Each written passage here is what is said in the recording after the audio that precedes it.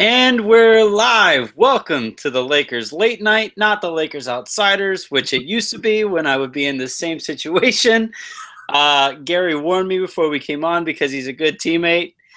Gary Kester of Lakers Outsiders. How are you doing? Oh, pretty good. Pretty good. Just getting ready for another season. Yeah, it's one of those where we're like right around the corner. It's we're almost there. We about to have the 73rd conversation about Robert Sacre and Robert Upshaw. But I guess all stories have to start with Marcelo Huertas, right? Oh yeah, he's been the price of admission for those people that wanted to see preseason games. Like it's funny because the last game, got cut short, and the fans were demanding a refund and all. It's like, but you guys got to see Marcelo Huertas play live. Just be grateful. He's been awesome. So where, like, in terms of all-time NBA greats, where does he rank for you? Is he above or below Magic? I was going to say there's Magic, and then right above him is Marcelo Huertas. That sounds about right. Well, I tweeted out during the game. He's the best number 9 to wear a Laker, or best Laker to wear number 9 since Nick Van Exel. Yeah, he's the. I thought originally he was Argentinian. It turns out he is definitely Brazilian. I was reminded about 73 times on Twitter. So he is the Brazilian Nick the Quick. He is, Brazilian Nick Van Exel. Different podcast, and we still can't escape it. Can't get away from the puns. Can't get away from the puns. We're still only at a few viewers right now, so not too many people caught that terrible of a pun. I hope they get better. I think we all hope they get better. They won't. But no, just in terms of what he actually brings, all jokes aside, and there were plenty to be made, Marcelo Huertas has a great pun name, which we'll find out as the season goes along. But when he makes the right pass every single time, he's so good at reading the defense. That's what I took away from it. What were you watching for? Oh yeah, just kind of the way he manipulates defenders coming off the pick and roll. He uses angles really well. He just sees the floor extremely well, and he's really creative with his passing. Like when it seems like there's no way for a pass to get through, he finds a passing lane to get it through. And I said this during the game. I think he's the good thing about having him on the team, besides his ability to create on offense, is he's a good guy for D'Angelo Russell to learn from, because Russell's a guy that operates well out of the pick and roll, but he can learn a lot from the things that Huertas is doing and just kind of surveying the defense and making the right reads and things like that. So he's been a pleasant surprise. I expected him to be solid, but not quite this good. He's blown me away, and obviously, tonight was, he played against Dame Lillard, but you didn't really see him much matched up against Lillard. So the defensive questions still kind of remain with Huertas, but offensively, man, the one thing he kind of reminds me of, the difference between a good pro NFL quarterback and a great professional NFL quarterback is the ability to throw people open. Mm-hmm. Just a minor hitch this way, a minor hesitation, or looking the other way, just for a hair of a second to get people open and create passing angles. He does that as well as, anybody on the roster easily. Oh, right. Well, there was a play in the first half. I can't remember exactly who was diving to the basket. They ran a pick and roll, and Bass was kind of in the short corner, and he had I want to say it wasn't Hibbert. It was somebody. I think it was Black. I think Black caught a pass down there. Yeah.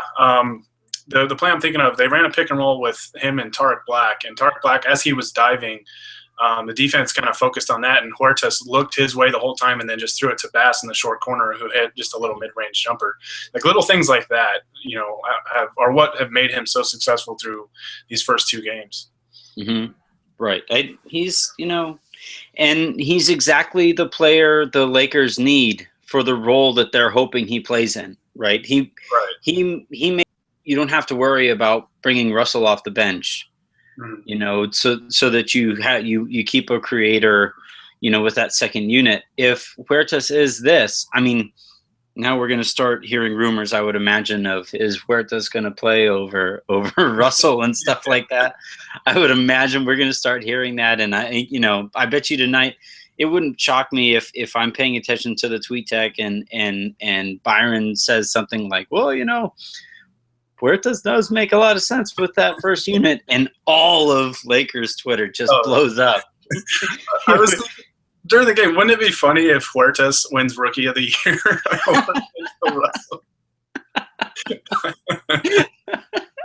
That's 32-year-old Rookie of the Year, Marcelo Huertas. Yep. And all the other rookies are wondering, where did he come from? Like, what happened there? No, but another thing I've really liked about Huertas, and I noticed it because I was watching it on NBA TV, and obviously the guys at Time Warner Cable were still talking, so the broadcast was silent. You could hear how vocal he was, and he was just talking, and you could just hear him directing guys and like calling for outlet passes and stuff like that, just in that little brief stint where you could hear the players more. And I mean, that's just great. That's what you want out of your point guard. Mm-hmm. It's kind of, when the Steve Nash comparisons are really obvious and they're kind of lazy, Hey, they both are white guys and they have straggly long hair. They pass the ball well. They shoot runners, But when Nash was here and you saw those two guys, or Nash playing with that front unit, he was so vocal, and they, I think they did a study on how many high fives he gives during a game. And after, because that's the kind of thing that they give Nash credit for, is high fives, but I won't go there. With Nash, it got tough by the end of the year when he was trying to be a vocal leader, because eventually you just kind of tune that out. Right. That's great, Nash, but we aren't seeing you out there, competing with us. If Huertas stays healthy and hopefully his hamstrings aren't made of paper mache, you hope that he can play that role and be a vocal leader while also being productive on a basketball court. Right, and that's kind of what some people have talked about with Metta World Peace and his mentorship of Julius Randle, and why it makes sense to have him on the roster on that 15th spot, even though he would probably never play, is that it means more to these guys to have a player to look to, like a veteran player, than Steve Nash, who was basically relegated to like an assistant coach because he was just never on the floor. So I don't know. I mean, maybe there's some differences there, maybe not, but yeah, it's helpful to have a fellow player like that can help lead and direct guys. Mm-hmm. Yeah, it's a stupid reason to think about. At the end of the day, it's the same person, and Steve Nash is one of the greatest point guards ever. Yeah. So I think he's a little overrated. But with Nash, it shouldn't matter. His resume should speak for himself or for itself. But it just might not. When it comes down to it, it just might not. Yeah. I wanted to move on a little bit. The conversation when it comes to roster cuts and all that has been dominated by a couple Roberts. Tonight was kind of unfortunate for Robert Upshaw, in that he didn't play particularly well, and with the exception of the last 15 seconds or so of the game, Robert Sacre played his best game of the preseason. Yeah. So, I mean, given how the reporters that are around the league, around the team, are so adamant about what Sacre brings to the team, and how the two players played side by side tonight as we're getting ready to make cuts. Now where do we stand? It's like, personally, I would just take Upshaw just because of the long-term potential. But yeah, just, listening to those that follow the team, that cover the team, and, it sounds like, I would say Sacre has the edge, just because I can't remember who tweeted it out tonight. I think it was, I want to say Bill Oram. But he said that the Lakers were going to look at guys that could help them right now, more so, which doesn't make a ton of sense to me. Like, I get having some veterans and stuff, but it's like, we're rebuilding. Why not get the guy with the higher ceiling? because you have Tarek Black already there as like the backup center. So I don't know. I mean, it's a toss up right now, but yeah, I just think taking Upshaw or keeping Upshaw makes too much. It makes more sense. Mm-hmm. Hey, I agree completely. But at the end of the day, you're talking about the 15th player on a team that's going to struggle to win 35 games. It's always funny to me when you go into these preseasons and you get fans, and I'm as guilty as anybody. I really like what Upshaw brings to the table, but you get a lot of the you have to make room for this guy, you have to make room for this guy, and then you look back at it a couple years later and you say, remember that one time we were really adamant about that Robert Upshaw guy? Remember him? And I feel like given some of the off-court issues we've seen with Upshaw, we might actually look back on that and kind of giggle, oh, that happened. I remember that. Yeah, you never know because, I mean, when Jabari Brown first started out, like he was great because he just let the game come to him. He didn't force the issue, and now that's pretty much all he does. So, and I mean, even Dwight Bikes looked good right out of the gate when he first started with us. So, yeah, I mean, there's always that. So it's tough, but like you said, it's the end of the bench. Like it's whichever way they go, it's probably not going to make a huge impact. So it's I think it's being overstated a little bit too much. We need something to talk about. And also, thank you for referring to Dwight Bikes and making me choke on my drink. So I really appreciate that. I think at this point, it wouldn't shock me either way. I'd still like to see Upshaw, but, flip a coin. Right. In terms of, was there anything else that you wanted to hit on from the actual game before we move on to a couple of the other, one major thing that dominated Twitter today? Not really. I mean, Clarkson looked good again. Like Randall looked good at times. I thought he was a little bit too passive, but I mean, nothing like major. Huertas was obviously the standout guy. So, I guess I forgot a note that I wanted to make. But one thing I notice a little bit too much of, and this is something that's going to play as guys play a little bit more alongside each other, the system might iron itself out. We can only hope, although it's Byron's system, so you never know.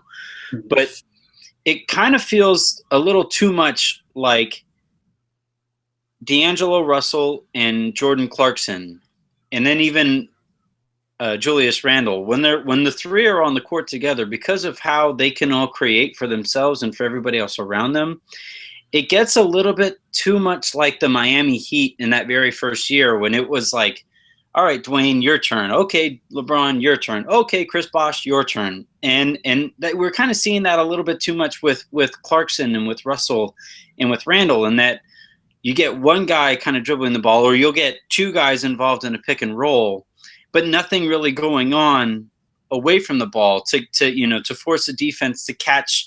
If a player catches the ball on the move, they're a lot harder to guard, right. And you don't see that at all. Yeah, and I think that's why I like Clarkson off the ball more, because he's so good at slashing to the basket and just constantly moving and, keeping his man, forcing his man to stay alert. But I noticed that in the fourth quarter, even though he played really well in the fourth quarter, those last 5 minutes, Russell, I've noticed that sometimes it seems like Russell feels like he always has to make a play with the ball instead of just kind of initiating the offense and just kind of getting things going a little bit. Sometimes I feel like he feels the need to absolutely make, a play, either score or assist on the play. And, I think that'll obviously come with time, but he's just kind of got to settle in a little more. Mm-hmm. Right. And also we'd be remiss not to talk about, we should do a frame by frame if I had the technology, and eventually I'll get a little bit bigger of a budget, but eventually we'll get a side by side breakdown of Larry Nance's dunk and Ryan Kelly's dunk. Ryan Kelly does the slide by the defender, and Larry Nance does the hammer down on the defender and said defender's ancestors. I think there's there's a slight difference between the two. It was almost like Kelly's was like he was just trying to get to the rim as soon as he possibly could, so he wouldn't, get blocked or something. And Nance, it just doesn't matter. He's just gonna jump over you anyways. Yeah, you had Nance going, it's all about tonation here, where it's like Nance is going to the basket like, oh crap, oh crap, oh crap, oh crap, and then I'm gonna go, and then like Ryan Kelly's like, oh crap, oh crap, oh crap, oh crap,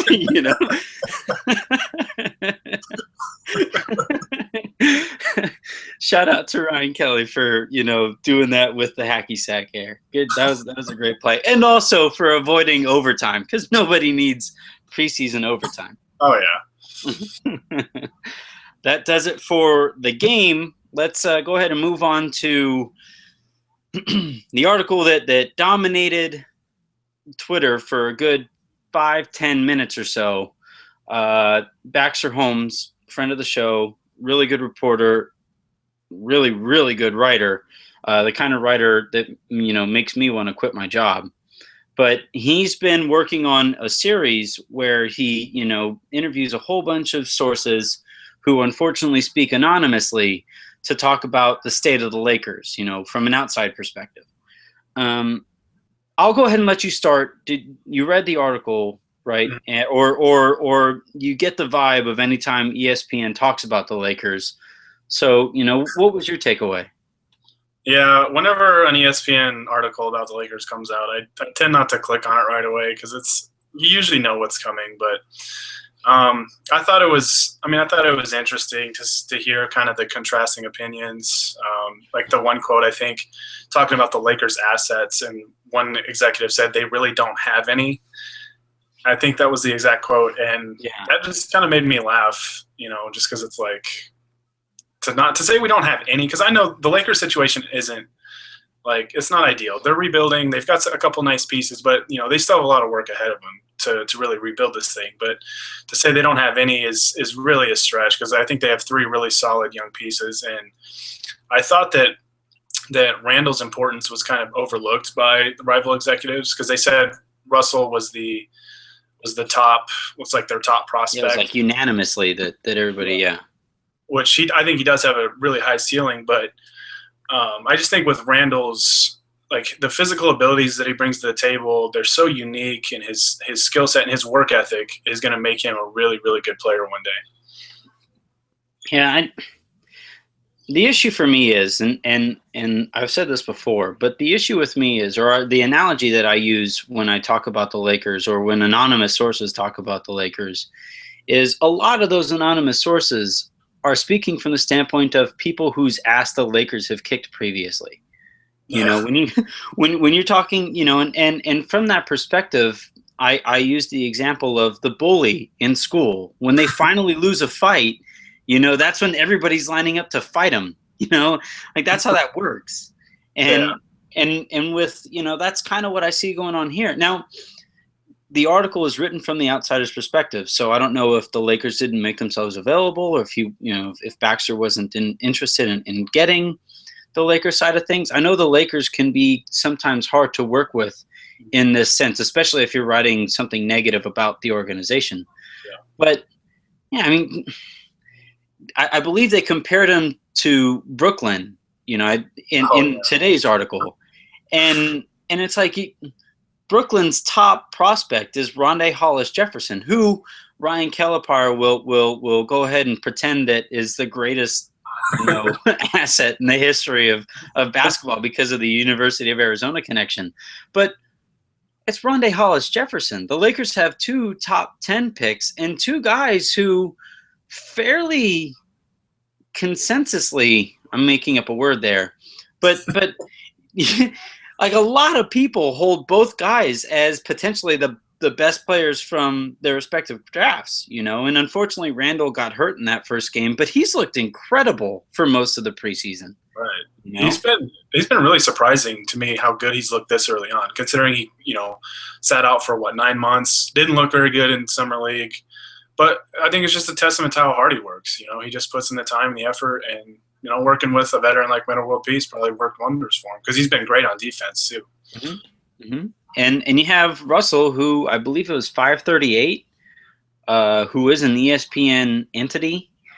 Uh, I believe they projected him as the prospect with the highest star power. Yeah. So between those two guys, you have legitimate pieces, and then you have Clarkson, who is coming off of a really good year, and the knock that they use on him is that he doesn't he's really cheap, which no rookie has a max contract. Like, this isn't the old NFL where Matt Ryan was getting incredible money deals like right off the bat. Yeah. I like I said, in this industry, it benefits organizations to hammer the Lakers because you're going to get idiots like us talking about them.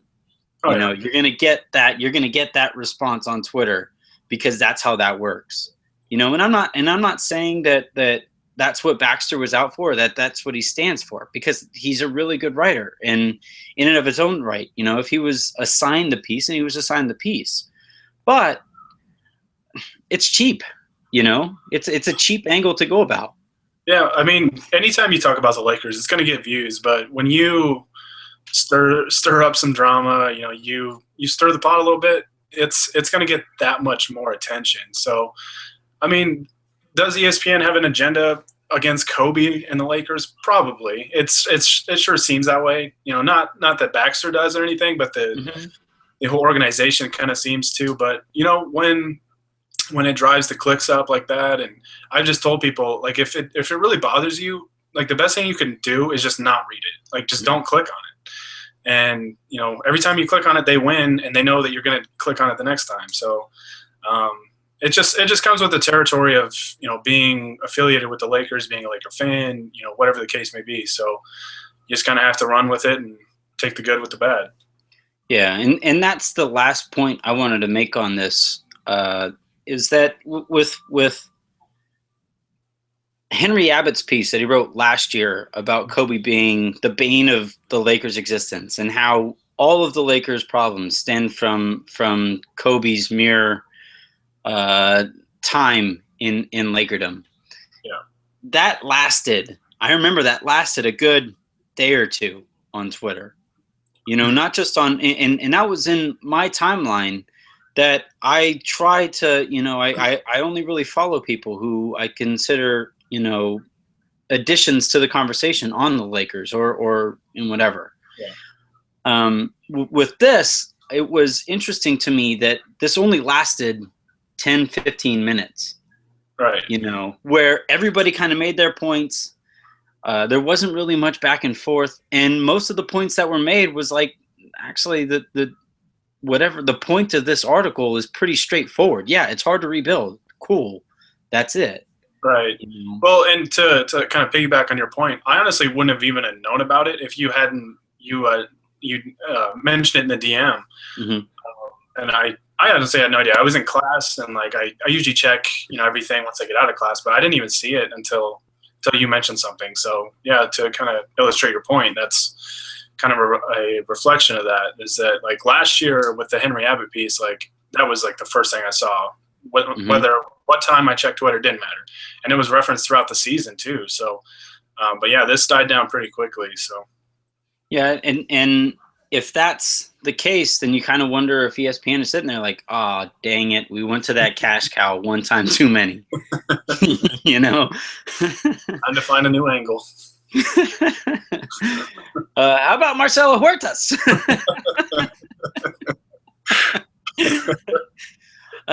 So yeah, I mean, like I said, it's really well sourced.